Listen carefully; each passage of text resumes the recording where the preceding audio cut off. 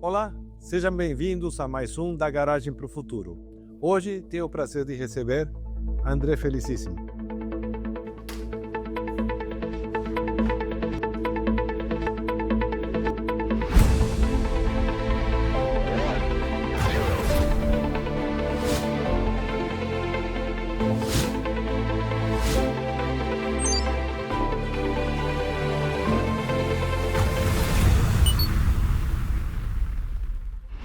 Olá e bem-vindos a mais um da Garagem para o Futuro. O que acontece quando você tem uma grande paixão, mas tão grande que você se recusa a aceitar um não como resposta?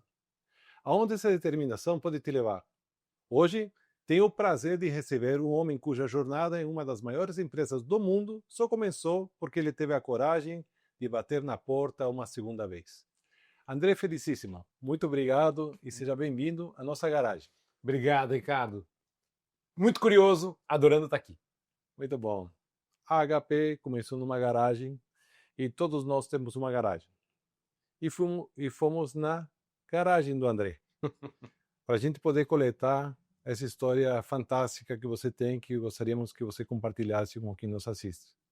E usando ferramentas de inteligência artificial em computadores da HP, conseguimos fazer o resumo em uma imagem da tua trajetória. Uma única imagem.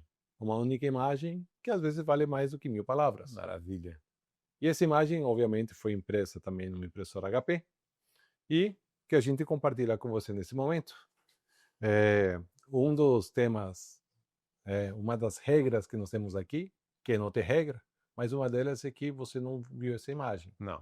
Para você... Não tenho ideia do que está por vir. Isso. E essa imagem, primeiro a gente mostra para a nossa audiência, né? E agora compartilhamos com você. Então, se pode segurar. Ah, que legal! Olhar que legal! Imagem. Obviamente tem várias informações. Sim! Que dá Já peguei aqui vários momentos. Certo. E aí, por onde que a gente podemos começar? Tô com dúvida de um número aqui. Que esse número 500? O 500 eu fiquei curioso. O Homem-Aranha fala muito de mim. Pegaram aí uma das essências da minha vida. E aqui eu estou mostrando a medalha que eu ganhei do troféu Raça Negra, que fala muito da paixão por igualdade e inclusão, que é algo que eu tenho aí muito forte comigo. Você quer que eu escolha um tema para a gente começar? O tema é livre. Olha, estou vendo várias coisas interessantes. Um tema que me chama mais atenção, óbvio, é minha família. Estou vendo aqui que tem a silhueta, né? Eu com a minha esposa e meus 2 filhos. Tem uma menina e um menino. E já não são mais meninas e meninos, já estão bem crescidinhos, já trabalhando. E tenho muito orgulho da família que eu construí. E quando eu falo sobre... Eu comentei com você antes da gente começar que eu estava dando um treinamento sobre resiliência lá na companhia outro dia. E resiliência é você perdurar, você ter perseverança nos seus sonhos, naquilo que você persegue. E o meu principal sonho que eu persegui e alcancei foi a minha esposa. Então eu conheci ela, nós éramos melhores amigos durante muito tempo, durante mais de 5 anos. E eu já interessado nela, ela não tão interessada em mim no começo, né? Tendo aí outros namorados, mas eu, na minha perseverança, na minha resiliência, uma vez um amigo meu me perguntou: "Pô, André, mas você não vai me mover para frente, né? Ela tá aí com esse outro namorado." Eu falei: esse é o namorado dela hoje, mas os filhos ela vai ter comigo. Que bom. Teve. E assim foi. Assim foi. Estão aqui os filhos representados. E pegando um pouquinho da tua história, já te falei que a inteligência artificial falou tudo para nós. Você morou em vários países nessa tua carreira. Estão aqui as bandeirinhas. E a tua esposa, ela foi uma grande companheira. E teus filhos, obviamente, não tiveram muita opção, foram com você. Agora, eu fiquei sabendo de uma história que você criou, né, com teus filhos, né, esse é o 500! Sim! Deu spoiler. Exato! Os 500 lugares que nós temos que conhecer. Exatamente. Eu morei em outros 4 países, Venezuela, Panamá, Peru e México. E entre eles eu cheguei a voltar para o Brasil. De forma que os meus filhos chegaram aos 21 anos mudando, sem nunca ter morado no mesmo país mais do que 3 anos. A cada 3 anos eles mudavam de país. Tem crianças que às vezes têm medos, receios, ansiedades de mudar de escola. Imagina mudar de país, né? E nessa jornada de mudança constante, a nossa constância foi a mudança. Eu criei essa lista de 500 lugares no mundo que nós temos que conhecer. Já conheci aí uns 250. Faltam outros tantos aí para conhecer. E todo ano eu tenho uma meta de conhecer pelo menos 10 cidades por ano no mundo. 10 cidades ou lugares? Cidades. São cidades. São 500 cidades. E tem muitas do Brasil. Eu sou um grande conhecedor do Brasil, adoro viajar. Ainda falta muita coisa, mas já viajei bastante. E pelo mundo todo. E com os meus filhos eu falei, olha, não sei se o papai vai conseguir completar essa lista. Se faltar alguma coisa, vai ser com vocês. Só que a parte mais fácil já vai ter sido feita, né? Disney, Paris, Londres, Miami, tudo isso já rolou. Agora vocês vão ter que descobrir aí os meandros do mundo para completar a lista. Eu tenho uma boas sugestões para te dar. Mas você teve um deles que depois a gente fala, offline. O que mais você vê na tua imagem? Homem-Aranha, você falou Homem-Aranha? O Homem-Aranha ele representa uma grande paixão minha. Meu principal hobby são histórias em quadrinhos. Então, até hoje, eu leio história em quadrinho. Eu lembro direitinho, o ano era 1978. Eu andando pela rua, me deparo com uma banca. Sempre fui fascinado com banca de jornal. Tem uma pena que hoje tenho menos bancas por causa da digitalização. E me deparei com o Capitão América número 1. A editora Abril tinha acabado de adquirir os direitos dos super-heróis. Então ela lançou o Capitão América número 1. Comprei e aí, de lá para cá, comprei praticamente tudo que saiu. E sou apaixonado. Agora, o Homem-Aranha, ele hoje eu tenho até ciúmes, porque saiu em tantos filmes que aí todo mundo agora é fã. Né? Naquela época não, era só quem era nerd de carteirinha mesmo que era fã. E o Homem-Aranha ele representa muitos valores que eu tenho para mim. Ele é, primeiro, alguém que está lá para ajudar o outro. Ele não tem nenhuma obrigação, mas ele entendeu que ele tem a responsabilidade de se dedicar ao outro. E é o que eu mais tenho paixão no meu trabalho, é quando a gente consegue desenvolver pessoas, quando a gente vê os nossos filhos corporativos crescendo, né, e ocupando novos lugares de liderança, conquistando vitórias, desenvolvendo outros talentos que podem virar os nossos netinhos, né? Então, o Homem-Aranha, para mim, ele representa esse valor. Muito obrigado por compartilhar. E você falou da medalha. E a medalha, troféu Raça Negra, que recebi do professor José Vicente, da Zumbi dos Palmares. Um prazer enorme. Eu tenho a vontade, a determinação de levar a inclusão em todos os aspectos para dentro da P&G e, se possível, impactar fora da P&G. Já temos a inclusão feminina, a de gênero, muito bem trabalhada. Nós temos praticamente uns 50-50 em todos os nossos níveis hierárquicos. A jornada de inclusão LGBTQI+, também já começou há uns 15 anos atrás e temos também muito orgulho de tudo que a gente conquistou. PCDs também. Ainda tenho muito que conquistar na parte racial. Já temos uma evolução gigantesca de onde estávamos, mas ainda temos um bom caminho aí para percorrer. E ver a inclusão racial acontecendo dentro de casa, fora dela, vendo que os lugares que eu frequento começam a ter mais presença de todas as cores possíveis, me enche de orgulho. Espero contribuir para acelerar esse processo. A diversidade traz inovação. A diversidade Traz. traz inspiração. E aqui dentro do HP a gente fala que o que nos une são as similaridades, mas as diferenças nos transformam. Exatamente assim que a gente olha como que a gente pode transformar através, porque você não precisa ser para pertencer. São nossos valores aqui no HP e vemos que a P&G Que lindo, e a é isso HP mesmo. tem propósitos em comum e, lógico, eu já te falei que eu sou um grande fã, usuário dos produtos da P&G, por acreditar também na qualidade, mas principalmente no propósito que está por trás da empresa também. Nosso propósito é melhorar a vida de todas as pessoas no seu dia a dia. A estratégia da companhia ela é bem resumida em produtos de uso diário, cuja decisão de compra é baseada na performance do produto. Então a gente está sempre aí procurando ter uma performance sendo avaliada, bem avaliada pelos consumidores todos os dias. Agora eu vou fazer uma pergunta de usuário. Manda ver. Como é que você liderar uma categoria de produtos e ver que não tem concorrente? Muitos tentam, mas quase ninguém até agora conseguiu algumas categorias de produtos.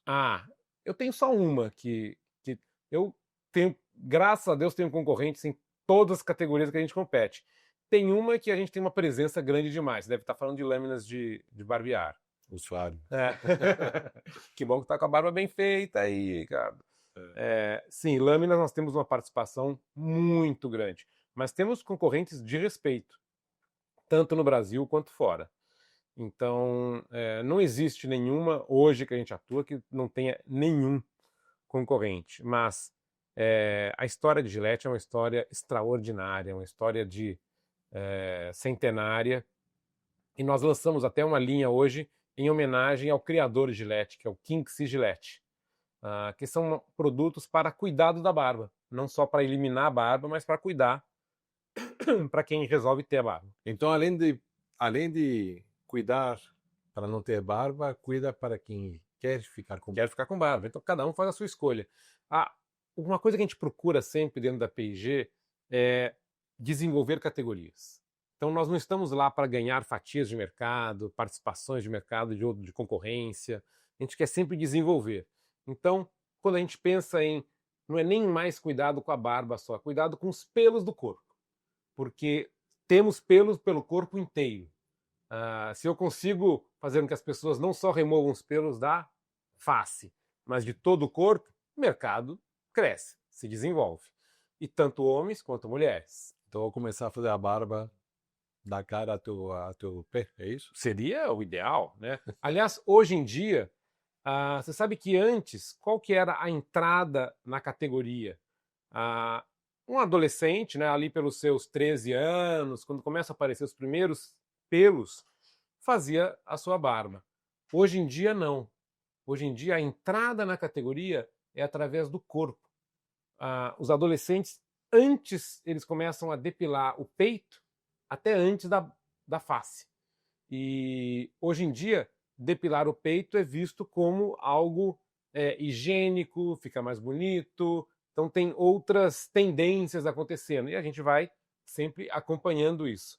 Mulheres usando as lâminas feitas para elas, temos lâminas feitas para a área íntima, que são diferentes das lâminas feitas para o resto do corpo. Então, essa historinha, para cada categoria de produtos que a gente trabalha, eu consigo repetir uma historinha parecida, pensando como que eu posso expandir o consumo e ter produtos feitos para cada dor que o consumidor tem. E quando a gente iniciou, ou quando eu te apresentei aqui na nossa garagem, como foi a relação de você escutar um não e você não aceitar um não? Pois é, primeiro não. Bom, da minha esposa eu nunca recebi um não. Era uma falta de tentativa minha. Né? O não mesmo eu recebi foi da P&G. Mas eu aprendi a resiliência foi com a minha esposa. Né? Mas aí dentro da companhia, eu adoro uma frase do Winston Churchill. Eu tenho até no meu home office em casa, que é o never, never, never give up. né? Então, nunca desistir. Se acredita em algo, tem determinação, nunca desistir. Eu estava estagiando na Accenture, na época chamava Andersen, quando eu estava no último ano de faculdade. E a P&G chegou no Brasil em 88, adquirindo Perfumarias Febo. Em 91, que era o meu ano de graduação, eu tentei entrar na P&G, todo mundo lá falava de P&G, era uma grande oportunidade, uma empresa grande que ainda não existia no Brasil. Então, a carreira ia ser espetacular. Tentei entrar e não pude, porque eu estava na Accenture, que era parceira da P&G, e ela estava não tinha um acordo entre elas para não contratar pessoas de lá. Beleza, me frustrei e fui para outro lugar. Mas trabalhando em outro lugar, aquele comichão de P&G estava o tempo todo comigo, falando: André, mas essa empresa é que vai ser o seu futuro.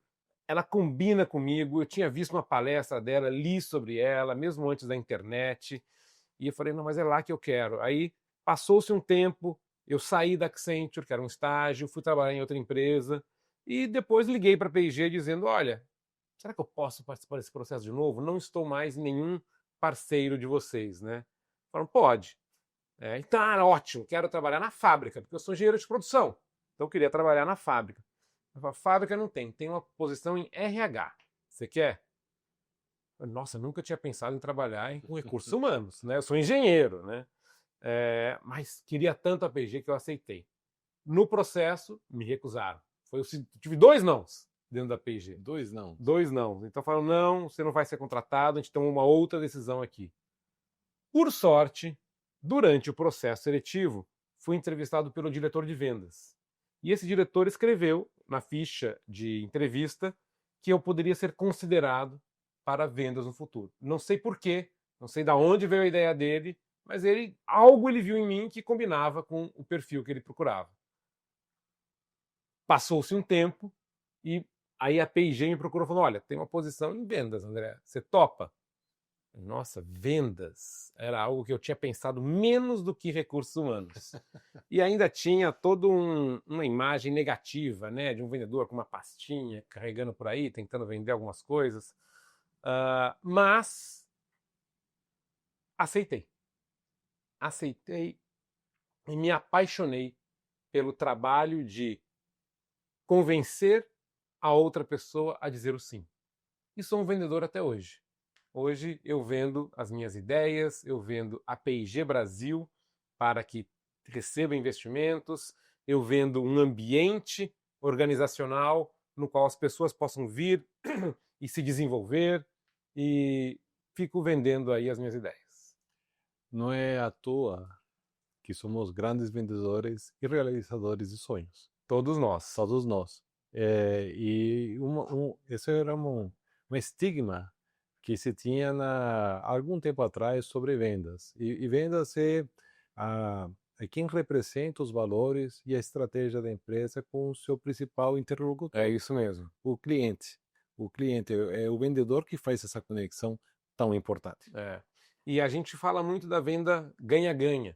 Quer dizer, a venda boa é aquela na qual você entendeu uma necessidade do outro lado, você tem uma solução aqui e você vai levar essa solução para o seu cliente. E com isso os dois vão ganhar. E eliminar aquela visão da venda eu tenho algo e eu vou querer vender o mais caro possível para que ele... E aí o outro, eu quero comprar o mais barato possível, e aí é sempre um ganha e o outro perde. Não, é ganha-ganha.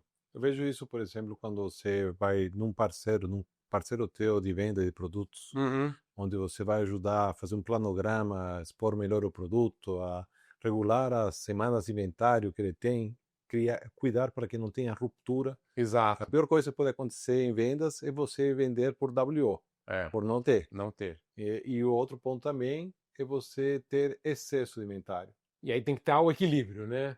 Como é que eu consigo ter produtos e não ter excesso de inventário?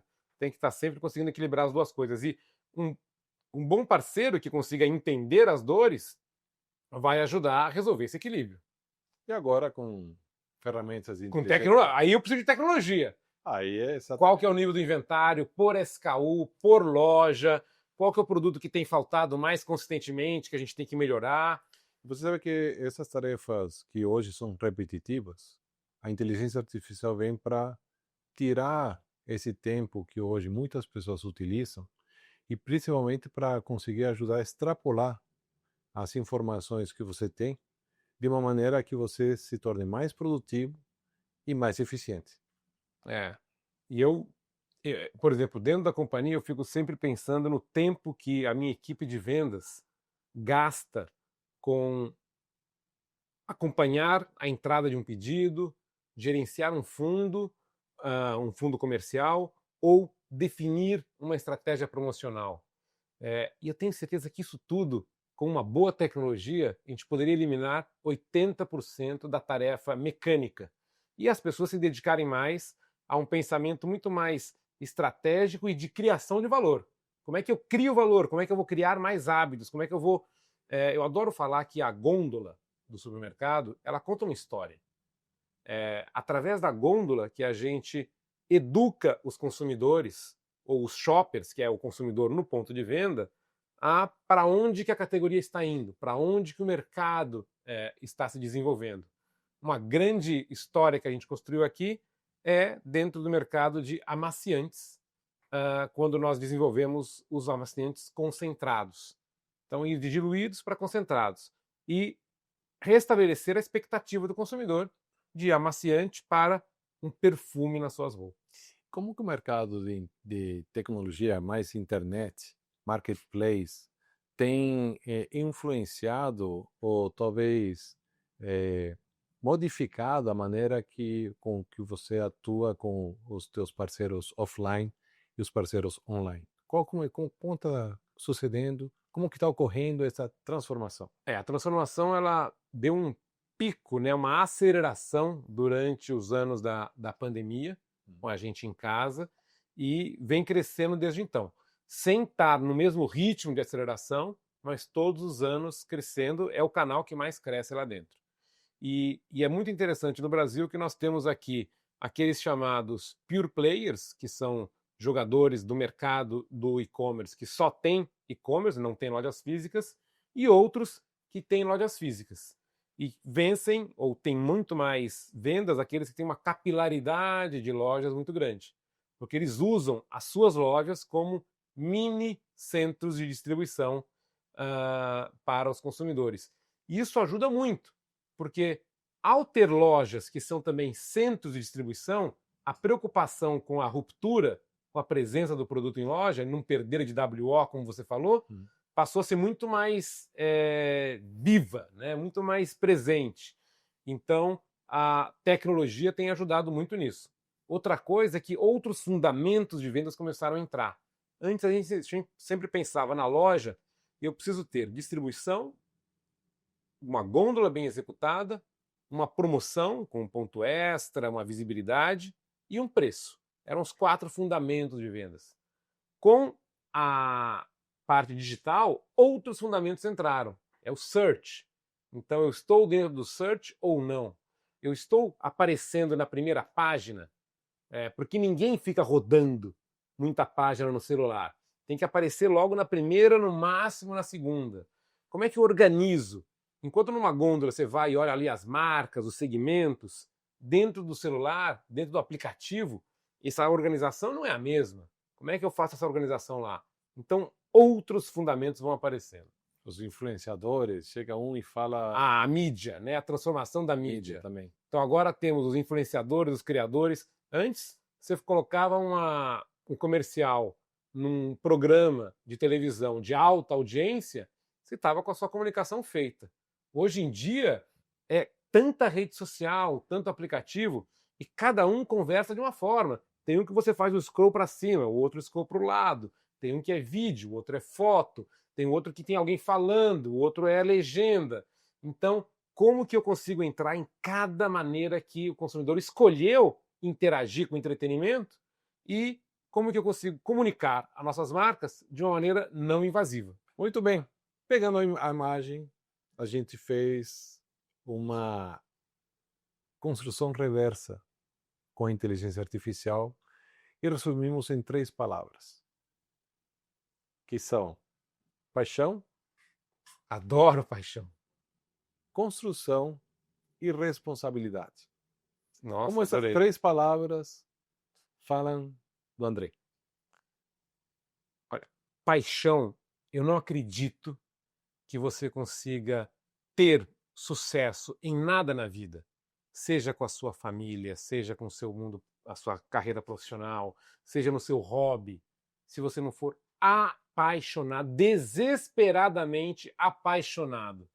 E eu sou apaixonado por tudo aquilo que eu faço. E adoraria ter outras coisas para fazer também, mas aquelas que eu faço com muita paixão. E vi outro dia um vídeo que falava que para você, o principal fato em comum de todos os... era um vídeo em inglês, falava high achievers, aqueles que alcançam os seus objetivos em qualquer campo, esportes, educação, profissional, são 2 coisas: paixão e perseverança. E aí tem a ver com o que você falou antes comigo, né? Não deixar um não te esmorecer. Então, quando você tem paixão que perdure por um grande tempo, é isso que vai te entregar o alcance dos seus grandes objetivos. E ajuda a fazer a construção. E aí, com Falar- isso, você consegue construir o seu sonho. Porque eu acredito num sonho que vai sendo construído ao longo da nossa vida. Eu não acredito num sonho que eu tenha lá de criança e vou só estar perseguindo ele. Quando eu entrei na faculdade, eu não tinha uma clareza daquilo que eu ia querer construir. Eu acho que essa construção ela vem aos poucos. E aí, a minha responsabilidade é fazer com que esse sonho não seja só um sonho egoísta, um sonho pessoal, mas algo que vai impactar o mundo inteiro que eu estou interagindo. Você sabe que uma das coisas que a gente vê nessas 3 palavras que você colocou é um resumo dessas 3 em uma só: autenticidade. Gostei. Ser muito autêntico. Eu acho que tudo isso te traz uma Essa é muito autenticidade. boa. Vou guardar essa para depois. Tá bom, qualquer coisa a gente compartilha os direitos Eu estou pensando. Muito bom, adorei. Autenticidade. Quando a gente fala sobre a questão de paixão, construção, responsabilidade, a gente pegou essas 3 palavras e jogamos também para fazer um match.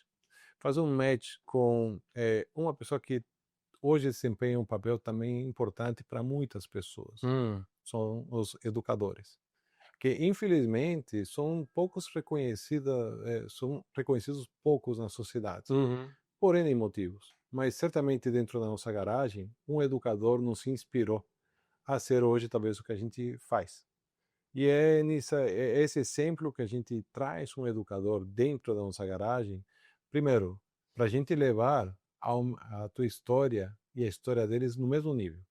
E a gente faz uma conexão, foi por isso que a gente pediu para você nos recomendar um livro. E esse livro nós entregamos para a Luísa, que faz parte de um programa que nós temos aqui no Brasil, denominado HP Idea. É um programa nos quais nós temos mais de 300 professores hoje trabalhando em engajamento digital, para que o engajamento digital consiga ajudar no seu dia a dia a serem mais criativos e inspirarem ainda mais crianças. Que legal. Educadores. E a Luísa curtiu? Vamos ver? Vamos ver. Cheio de surpresas aqui. Eu decidi vir para a escola pública por conta de tantas falas negativas que eu escutei sobre e eu quis mostrar que aquilo não era verdade. E hoje eu estou aqui para fazer a diferença, para trabalhar com as crianças, que nós temos a possibilidade de crescer e de expandir o nosso horizonte, mesmo todo mundo não acreditando na gente.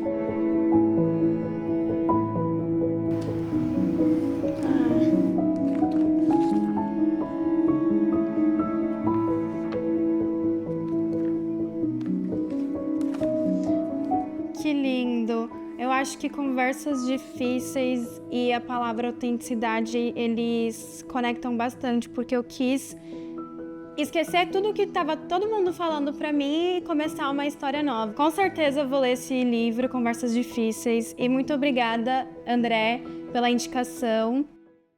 Que legal, obrigado por ter me proporcionado esse presente aí. Não, obrigado por você ter proporcionado a oportunidade com que a gente fizesse essa conexão com a Luísa, porque eu acho que nosso papel, depois de um certo tempo, é passar a retribuir, passar a orientar.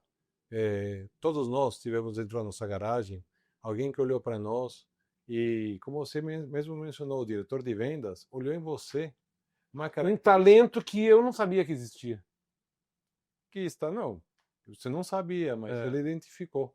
E hoje acho que nosso papel é identificar os talentos que tem, juntando a nossa experiência, juntando o nosso feeling, e é exatamente isso que a gente vê num educador, que despropositadamente vai trabalhar, e a gente sabe muito bem que não é uma profissão altamente remunerada, mas ela tem que ser altamente reconhecida. E todos nós temos os professores que marcaram a nossa vida.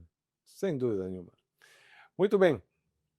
E olhando um pouquinho o professor que educa as crianças, a gente passa a olhar um pouquinho para o futuro. Nós estamos hoje e olhando para o futuro. Como você enxerga, como você vê que a tecnologia vai influenciar o futuro do trabalho? Bom, já está. Ela influencia desde sempre, né?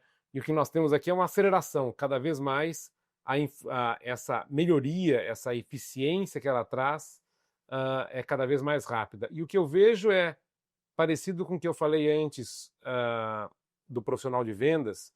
Ela consegue eliminar as atividades que não agregam valor e fazem com que a gente foque naquilo que agrega valor, na parte humana, na parte de inteligência emocional.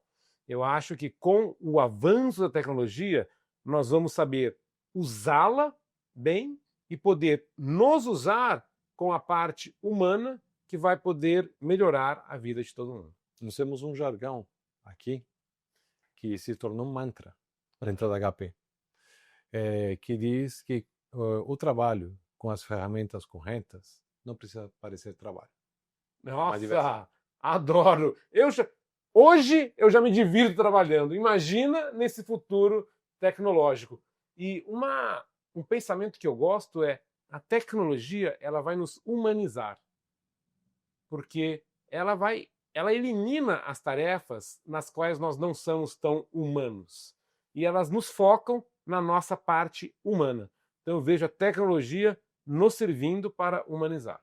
Todo mundo, quando fala de inteligência artificial, a primeira coisa que eles querem é uma personalização e ajudar a fazer a automação de tarefas repetitivas. Isso é exatamente para isso, para sobrar mais tempo para o que realmente importa. Deixa eu te contar uma curiosidade. Sabia que o meu primeiro emprego foi um estágio num banco. Antes da Accenture, eu tive um estágio num banco. E era um estágio de inteligência artificial. E eu estou falando de 1990. Então imagina, eu estava lá em 90 e eu era um programador de inteligência artificial. Claro, o embrião da inteligência, nada comparado com a que nós temos hoje. Mas eu acho muito interessante eu ter trabalhado com isso há tanto tempo atrás. Muito bem. André, gostaria de te agradecer em nome da HP, em nome da nossa garagem, por você ter compartilhado a tua garagem. Te parabenizo pela liderança que você representa. Você é uma pessoa bem ativa nas redes sociais. Eu vejo as mensagens que você coloca para inspirar e é exatamente isso que nós queremos fazer aqui na garagem. Então, mais uma vez, muito obrigado pela tua presença. Obrigado, Ricardo. Prazer enorme. Obrigado a todos aí que nos assistiram. Nos vemos no próximo da Garagem para o Futuro, porque a conexão pode ser digital, mas o abraço e o respeito são sempre analógicos. Todos nós temos uma garagem. Qual é a sua?